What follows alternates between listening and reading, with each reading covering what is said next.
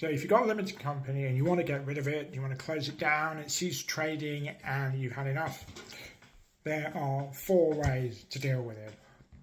And it very much depends on whether the company is solvent or not. If the company is insolvent, then there is essentially 3 main ways. One is creditors' voluntary liquidation, which is instigated by the directors. Perhaps one of the most common ways of dealing with an insolvent company, particularly in terms of putting it into liquidation. It's a procedure that starts by the directors, and then the creditors will ultimately appoint the liquidator. And it's a completely out-of-court procedure.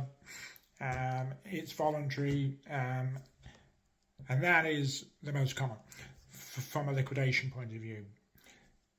You can also do what's called compulsory liquidation. This is by way of a court order.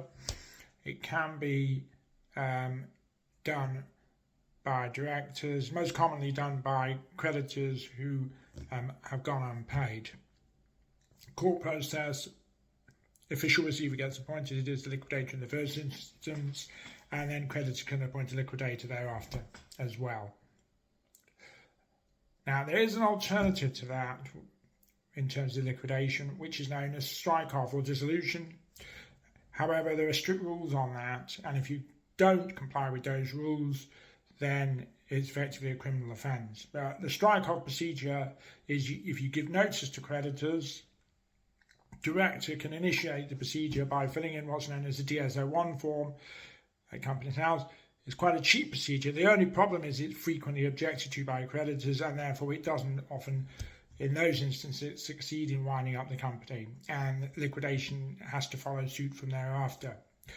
The final thing is if the company is solvent, you can do another form of voluntary liquidation instead of strike-off, which is known as members' voluntary liquidation. It's commonly used as a tax-efficient way for shareholders to extract their wealth in an owner-managed business. Questions, queries, concerns, give us a shout. Winner Insolvency, Inside Out.